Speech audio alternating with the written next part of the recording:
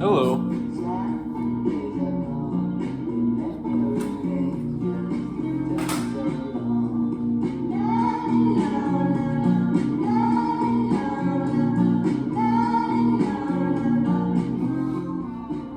We're in the kitchen today, and I think we gotta finally talk about Faust Part 1. Now, Faust Part 2 is something that we'll get to at some point when I read it. I got into it and I couldn't finish it because, well, I'm a scatterbrain, and Faust Part 2 takes a lot of mental energy to try to process. But Faust Part 1, man, what a book.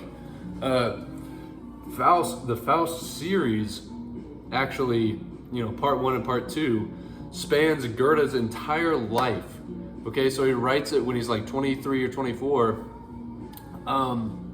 Part 1. Now it's not released, the whole thing is not released immediately in that time.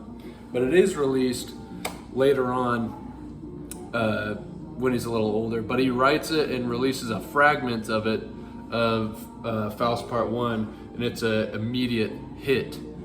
So, pretty cool.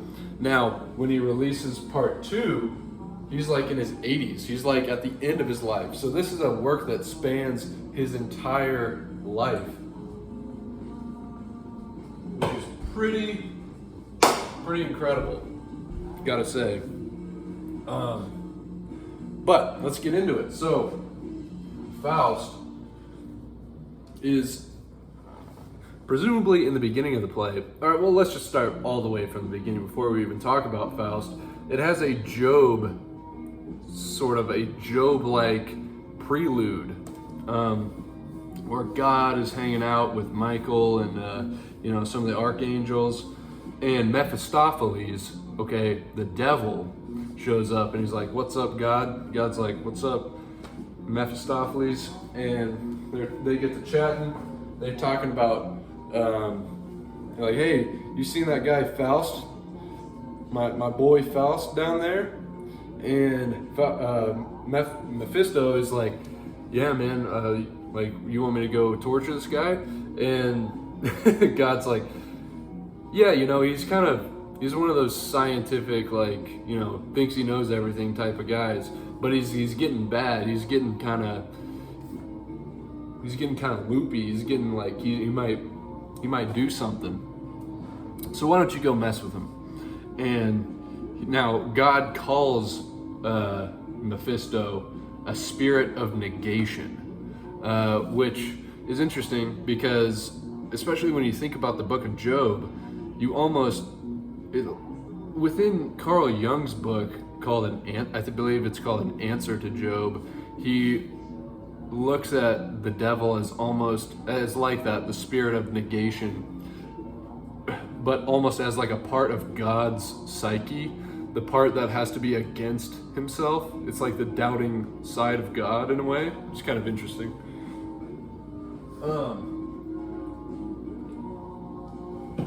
So then we cut to Faust. He's in his study, he's hanging out, and he's brewing up a potion. And Faust is a learned man. He's studied theology, he's studied jurisprudence, he's studied philosophy, history, everything. And he has learned almost everything. And nothing has given him a good answer to why he should be here. So he starts getting into witchcraft. He starts getting into some occult books.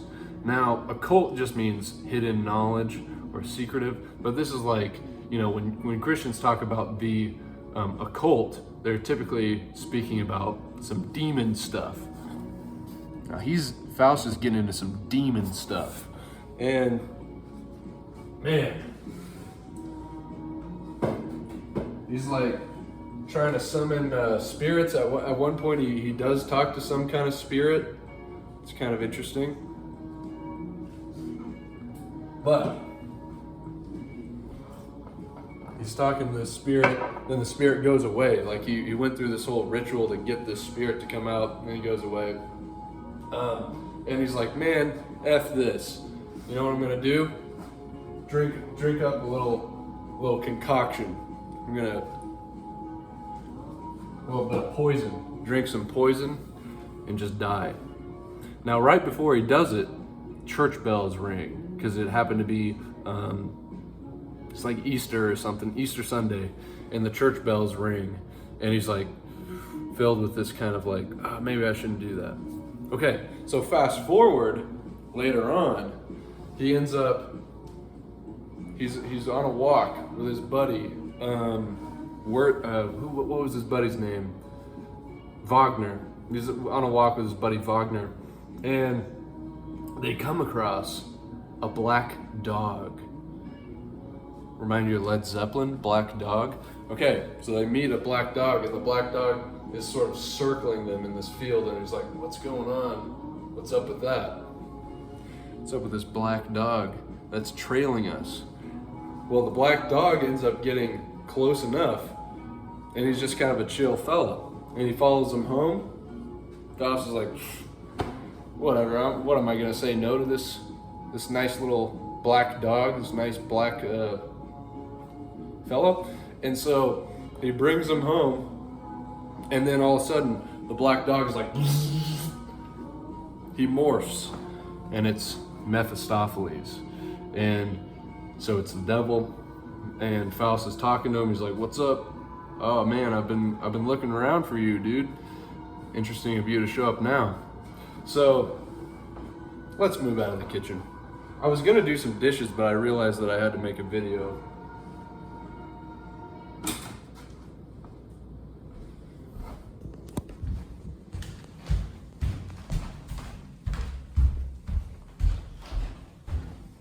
All right.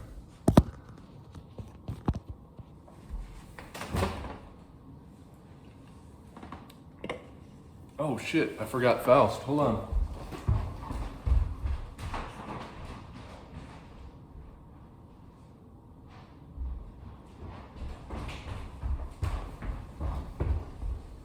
Okay, so where were we? He's talking to the devil. He ends up being like, man, this world kind of sucks.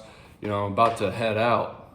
And Mephistopheles is like, well, I can help you out with that if you'd like, if you give me your soul. So they make kind of a wager. The wager is this: if Mephistopheles can show Faust something that will make him say, stay moment, thou art so fair. In other words, if he can find something that would make Faust want to be here, want to live, then Mephistopheles can take him to hell. So, in other words, Faust doesn't think that there's any meaning to life, and he's nihilistic. There's no point to any of this. And so they set off on their journey. And the first place that they go is a bar, okay, to knock a couple back with the boys. And the entire time, Faust is like, this is really just not my scene. This kind of sucks. You know, he's not into it. But Mephistopheles is having kind of a good time. At one point, he walks up to the bar and uses his finger as like a drill and drills a hole in 3 different holes in like the bar. And then they like start pouring wine out or like beer or something. It's probably, yeah, beer because it's Germany. I forgot to mention that for those of you who are unfamiliar, this is set in Germany. Goethe is German, so that makes sense. But so they have a little shindig there. Wasn't really digging it. Now the next place they go is a witch's hut. And Mephistopheles says, we got to make you younger. You got to looks max. Okay? Got to looks max, you're getting older. Because Faust, I believe, is in his like he's probably like, he's getting older, you know? So his looks have probably declined. His vitality, most importantly, has declined. His libido has declined. So Faust has to rejuvenate his libido, his thumos, somehow. And we're not going to be able to do this through natural means. In the beginning, when they get there, Faust immediately kind of complains about like, what is this witchy nonsense? Like, I'm not into this kind of thing, which is interesting considering he was like into the occult and all this stuff. But this witchy nonsense is a bunch of BS. And he says this: "These signs of witchy nonsense just repel me, and I will find new life, you tell me, in such stark lunacy as this? Seek some old crone's advice and wise assistance? Trust some concoction to dismiss 30-odd years of my existence? Poor me, if that's all you've got. All hope is over, that's my feeling. Has nature, with some fine mind's help, not found out a noble balm for this healing?" And Mephistopheles says, "Ah, now, my friend, you're making sense. Natural means there are for one's rejuvenation, but written in a different book, far hence, a strange chapter of Revelation." Faust says, "I'd like to know it." Mephistopheles says, "Good. A way that's free of charge, magic and doctrine together. Go straight into the fields at large and hack and dig in every weather, and keep your senses clean and pure, within a cycle strict and stated. Eat only what is unadulterated. Live as a beast with beasts. Don't treat them as your prey. Manure the earth that later you'll be reaping. Believe me, that's the sovereign way to 80 years of sound youth keeping." So he says to live an active life, essentially, because Faust is, getting older, and he's lived the life of thought, the life of contemplation, the life of learning. He's not lived an active life. So not living an active life you will degrade, So if you are active, you stay healthy and younger for longer, Now Faust can't put up with that. He's like, "Nah, I don't want to do that." And he's like, "Well, then you got to deal with this witch bullshit." So the witch has these monkeys romping around, and they talk. It's very odd and weird. And the witch ends up showing up because she was late. So the monkeys are like, there's this cauldron bubbling, bubble, bubble, toil and trouble. No, double, double, boil it. Fuck, how did that go? Double, double, toil and trouble. Something, fire burn and cauldron bubble. Yeah, no, that kind of thing. Wow, I botched that. Pardon me. And pardon my language. I'm getting a little edgy. Saying the F word, the F slur, it's bad. God, I have to do it right. Double, double, toil and trouble, fire burn, and cauldron bubble. So that's what's going on. And the monkeys are stirring it, ends up boiling over. The witch shows up. She says, "Hey, what's going on with this?" She's pissed. She doesn't realize, or she notices that there's these two strange men in her house. Now, one of them she might be a little familiar with. Can you guess which one? It's not Faust, it's the devil. She's familiar with the devil. So the devil, Mephistopheles, is like, "Hey, don't you recognize me?" He starts breaking her stuff. Starts breaking stuff in her house. Just like, "Hey." And he's like, "Don't you remember me?" And she's like, "Oh, I'm so sorry, I didn't recognize you without the horns and the hooves and all that stuff. You really changed your look up, because he's a classy gentleman now." Which is kind of similar to Brothers K. Remember the devil when he talks to Ivan? He's sort of like this. It's described as this sort of like spongish like guy that like sort of this socialite type that like you would see at dinner parties of people, whatever. He's just kind of this guy that floats around in high society.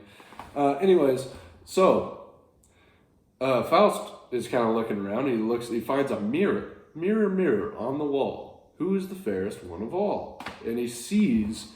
Yeah, he doesn't say that, but he's looking at this mirror, and he ends up seeing this perfect, curvaceous, beautiful woman.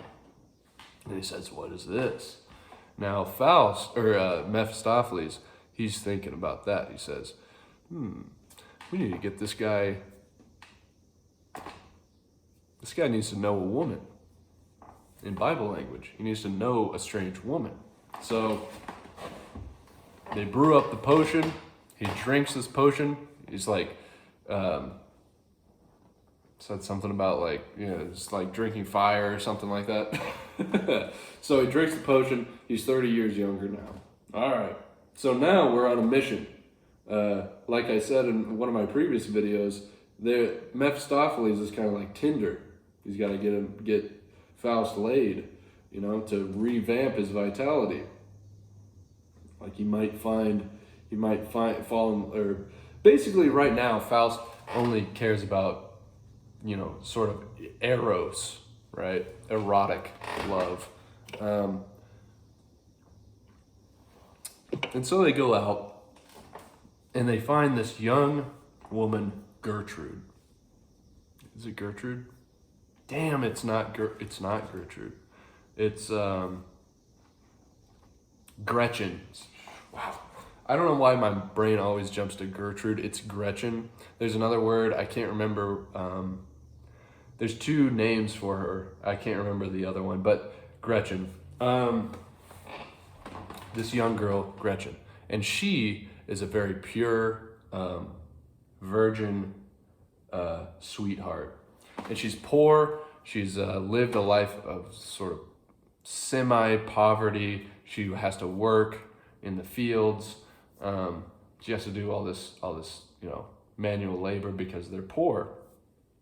Okay, so Faust meets her, and he's like, tries doing something. I can't remember what he did to try to like pick her up at first. I think it was like trying to carry something for her, and she's like, no, I don't need help. But Faust, he has high test at this point, and he's just like, he needs it. He needs to seduce this pure, innocent creature. And Mephistopheles is like, I don't really know if you want to go for that one. Because somehow Mephisto knows this. She was just at the priest, talking to the priest, and like at confession or something like that. And they said that they were, she was found completely blameless. Okay, she's basically the spotless lamb. She's pure, unadulterated. And the devil's like, this is going to be really difficult for you to seduce this woman. So you should really go for somebody else. But Faust is persistent. He wants Gretchen. So they have to find some way to do this. Now what ends up happening is Faust decides that he's going to give Gretchen some sort of gift. Now it has to be, since he has the aid of the devil to help him, it could be any kind of extravagant gift. So he says, give her some jewels, some like nice jewelry or something. And Mephisto says, all right, no problem. I actually know where some ancient treasure is buried. I'll just go dig it up real quick. Now, this should key you in to something interesting. The devil is not just like a genie. He's not able to just sort of snap his fingers and make things happen. He has to actually employ physical means. So when he needs to find some jewelry or when they need some extravagant treasure, he has to actually go and dig it up. My phone ran out of storage and we got interrupted there. But what I was saying was that he has to go dig things up. When he needs to make Faust younger, he actually has to go to a witch for some reason. It's kind of interesting. Like it doesn't exactly make sense because what is the witch using that the devil doesn't have readily available to him? I don't really know. But he is almost like a guy. He's just like a dude that like really knows all this sort of crafty stuff, you know? Which is also interesting when they go to the witch. The witch starts saying all these like mathematical, like whatever weird phrases, and he's like, oh, that's just, don't worry about that. It's just witch's arithmetic. It's all nonsense. Like, it doesn't really mean anything. You know, if you try to decipher this and you just try to read too much into it, you're going to get lost. There's no point to any of it. You know, you're reading in too far if you try to understand what this means. So that could be a little fourth wall break from Goethe, just saying, if you're trying to figure out what this means, it doesn't mean anything. Maybe. I don't know. But, so, Mephistopheles brings the jewelry to Gretchen. Gretchen sees the jewelry, and she's like, wow, this is amazing. This is beautiful. If only it were mine. You know, this is meant for kings or queens, not for me, a lowly peasant like me. And then in the next scene, we find out that the jewelry has actually been given away to the church by Gertrude's mother.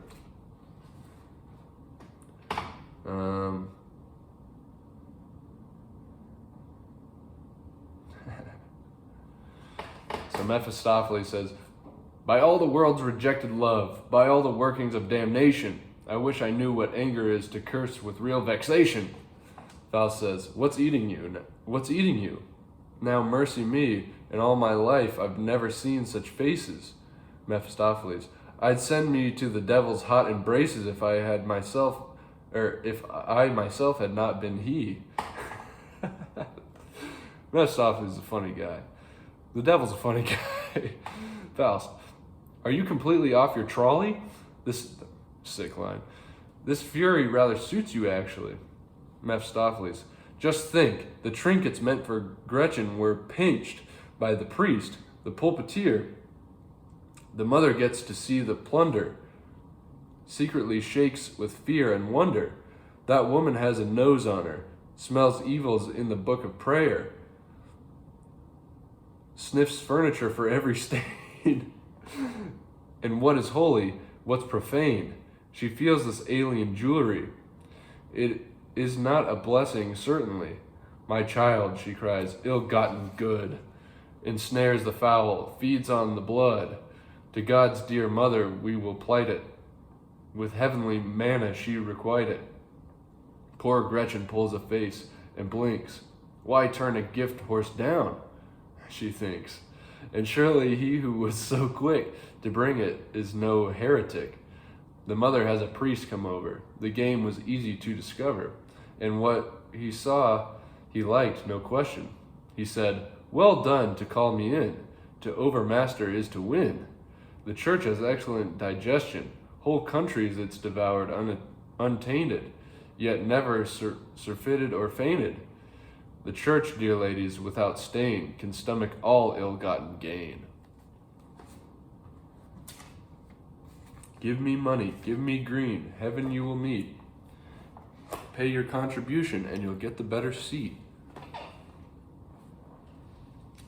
So, a little critique on the church there, paying, it's like, yeah, instead of keeping this wealth, this treasure that would actually probably get you out of poverty, no, just give it to the church who already have lots of money. But, you know, when you die, you know, you'll get a better seat in heaven. You know, you'll reap the rewards once you're dead. Pretty nasty. So, the jewelry is absconded, and they have to find another way. Which Faust just basically tells Mephisto to go find more. And Mephisto's like, yeah, whatever, I'll go find more. So he does. And gives it to her. But they have to set up a first date. Now, Mephistopheles has to find some sort of way to like merge the two parties. So he has to find a mutual friend, and he does with this woman, Margaret, I think, who's a friend with Gertrude. And Margaret had her husband has been away and is presumably dead, and so she's effectively single. She doesn't really know if her husband's dead or not. But Mephisto comes in and is like, "Oh yeah, your husband's dead. Your husband's definitely dead." And she's like, "Oh no," and so he sort of is like sets up a kind of a double date between Margaret, Mephisto, and Faust and Gretchen. So they go on this first date, and they're sort of talking, and it's Mephisto and Margaret, and then Faust and Gretchen, and there's sort of this two sides of like their conversation. You're getting both like kind of back and forth in a way, and one is this sort of kind of jaded, more direct, kind of like upfront sort of flirtation, and the other is this sort of like higher romantic, like oh yes, like type from Faust and Gretchen. And Gretchen is just sort of like in disbelief that a high class man like Faust would want anything to do with a lowly girl like her, and she goes into telling him about her sort of life story where her father had died, and like they didn't have really any money, and she had to take care of her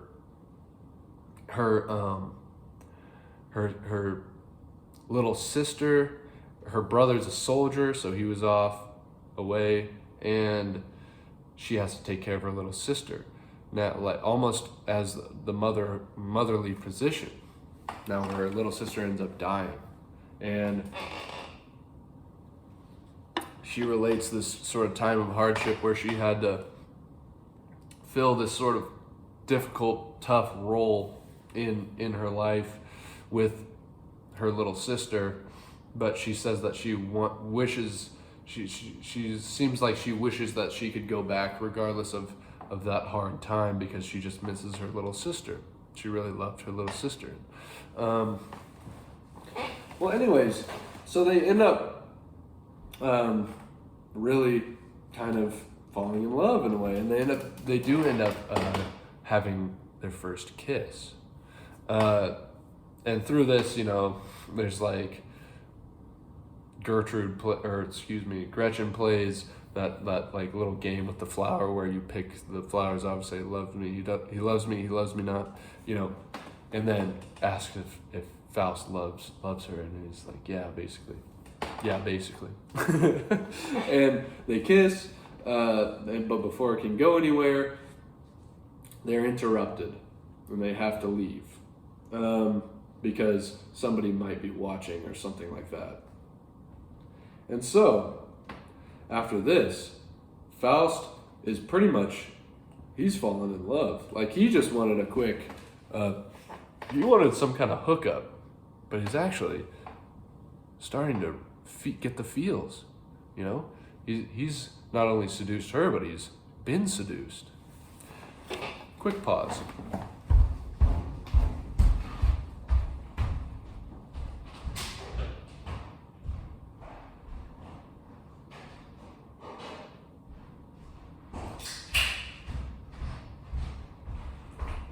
Now, why does Faust want this sort of simple girl? He has access to the devil. He could have presumably, any woman he wants. Why particularly does he want this simple girl? I think that Goethe has some sort of thing about this, the simplicity of people, the beauty in the simplicity of people. Because in a way, if you think about Faust, Faust is a pretty complex thinker, is a very smart, educated individual, and in some ways he wants sort of the opposite. Opposites attract. So that might have something to do with it. It does remind me a little bit of young Werther, and his sort of romanticizing simple people.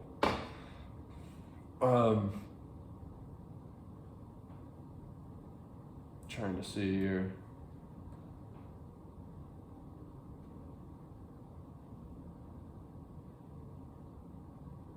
Yeah, like this line right here when he's talking about this sort of woman, simple kind of peasant woman. He says, "I tell you, my dear friend, when my mind will not rest, all my turmoil is soothed by the sight of a creature who, calm and happy, moves through the narrow circle of her existence, making the best of things from one day to the next, watches the leaves fall, and thinks no more about it than that winter is coming." Because if you think about what Werther would probably think about watching the leaves fall, he's thinking more about the cycle of life, and he's being way more poetic about it than maybe needs be. Whereas this sort of non-poetic, non-overthinker, non-artistic type, these sort of simplistic, same with like the musics in Tolstoy or in Dostoevsky, they just sort of exist and they're fine. They're not overburdened by these sort of thoughts. Where were we going? Where were we at? I think we were talking about after the first date. So after the first date, Faust is pretty much in love, and he goes up, but he has to go out into nature. He has to go on a retreat and sort of just like have his thoughts alone. Now he can't because the devil is tied to him at this point. And Mephisto comes and talks to him, and he's like, "What are you doing? Like, you want to let's get out of here. Let's go party some more." And Faust is like, no. Let me be. Let me enjoy this moment here in nature. He's like, "You never liked nature before. What do you like?" And Faust sort of gets into this kind of romantic, like, talking about nature and like, the beauty of nature and all this, because he's sort of in love. And this is another sort of thing in Werther. Werther, when he's in love, when he falls in love with Lotta, he has this like all of nature is like somehow beautified and glorified, and he's having this sort of connection with the divine feminine, which this book is really good. I'm going to talk about this one soon. God, there's a line in here that's just nuts. So after, spoiler alert, we'll get into this, but things don't really work out with Werther and Lotta. But he says, so he's going through a kind of a breakup, and this line was like, pierced me like a diamond. The genius of that. He says, it is as if a curtain had been drawn back from my soul, and the spectacle of infinite life is transformed before my eyes into the abyss of an ever-open grave. That's exactly what going through a breakup is like. When you're in love, you're in a relationship with a girl, and you're in love, like everything is just sort of so exciting and beautiful and wonderful. And like you have this sort of luster for life. But then when it's gone, it's like, the infinite abyss of an open grave. Man, that's a great line. Anyways, so moving on with Faust, Mephistopheles is like, what's with all this like romanticizing nature? This seems very weird. He's like, you're basically, he like makes a gesture, like in the book it says he makes a gesture like he's, you're basically, this is very masturbatory. It seems very quit going on about this. So, let's cut. Oh man, this is gonna be a long video. We gotta keep going here. So, let's fast forward. Faust and Gretchen, they end up having sex. Okay. Now it's not expressly told to you that that's what happens, but it does happen. They can't have a sex scene in this. This is what happens though. He goes she questions him about his religion. He's like, I actually kind of believe in more of like a general, like broad sense of, this sort of unknowableness of God. Like I don't really know if I can know about a single like instantiation of a God, like of God, I don't really think I believe in that. And she's like, okay, well, I don't know why I'm very in love with you, but whenever your friend Mephistopheles comes around, I'm like out of love with you. Like I don't like I can't pray around this guy. Like I don't like him. She can't pray around him. Because he's the devil, right? He's probably interrupting her sort of holiness, her connection with God.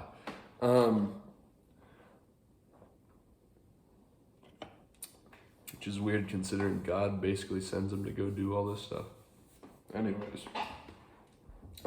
So they end up having sex. Now, these like, they're going to consummate the relationship, but she's like, my mom is a light sleeper. So Faust is like, well, we need a little potion to like knock her out, We go down, put this in her drink or whatever, she'll drink it, she'll fall asleep. So she does that.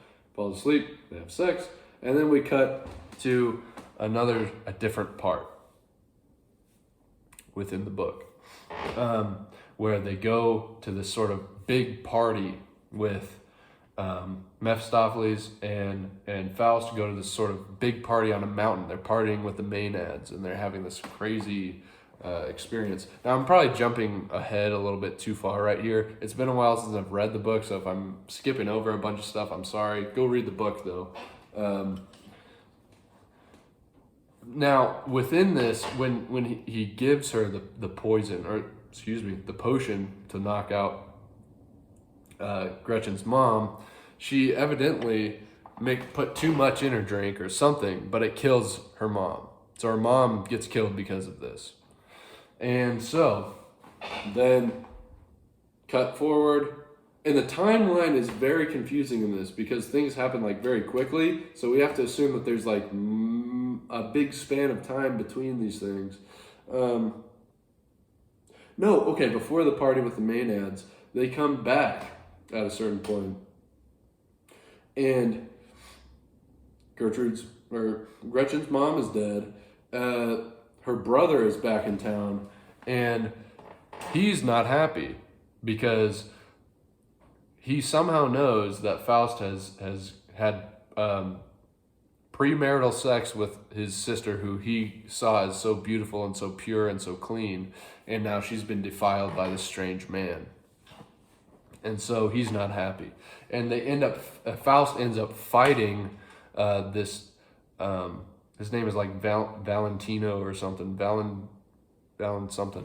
They end up fighting, and but Faust has the power of the devil. So in a weird way, they end up kind of like merging into one and fighting as one like entity in a way. And he ends up killing Gretchen's brother. So not only is her brother killed, or her mother killed, but her brother as well. So now she's like basically completely alone.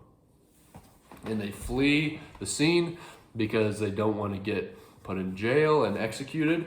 And they go and they party with the Maenads. Now within this party, he ends up dancing. He dances with some crazy witchy ladies, and a very weird scene happens where like a red mouse comes out of one of the witches' mouths, and this somehow reminds him of Gretchen, and he thinks that he sees Gretchen. It's very strange. I love how strange it is. Now, Faust Part 2 is this is scratching the surface. This is the easy stuff here. Faust Part 2 is like, what the heck's going on?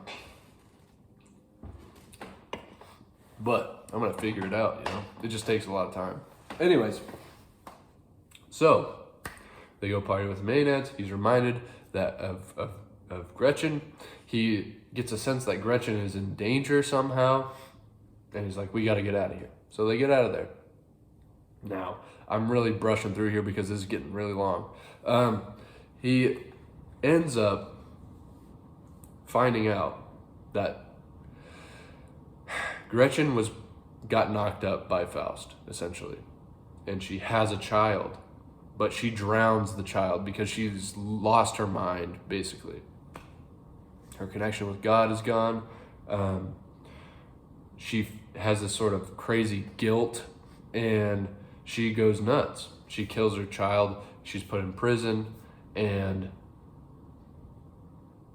she's going to be executed. So they have to go save her. Now they go to the prison to save her, and she doesn't recognize Faust. Now, through conversation, he eventually kind of wakes her up to this, like, hey, it's me. And she's like, it's you. And they're in love. But in a way, Faust has lost his love in kind of a certain way. And it's unclear whether he just feels guilty or what's going on. Faust is kind of an asshole. He's not like a good guy. Yeah, obviously, not a good guy. But not necessarily, he's a sympathetic kind of character, but he does a lot of bad stuff. Anyway, so they try to break her out, but she won't go. And you know, she will not go. And the end of the book ends with them just basically having to leave Gretchen behind. So presumably she dies. And this totally messes up Faust. But that's the end of part 1. So leaves off on kind of a negative cliffhanger. In the beginning of Faust Part 2, he's sort of given this like sleep by these sort of like weird fairy things. And it's interesting that like his answer to like this sort of heartbreak and like this feeling he's going through is sleep.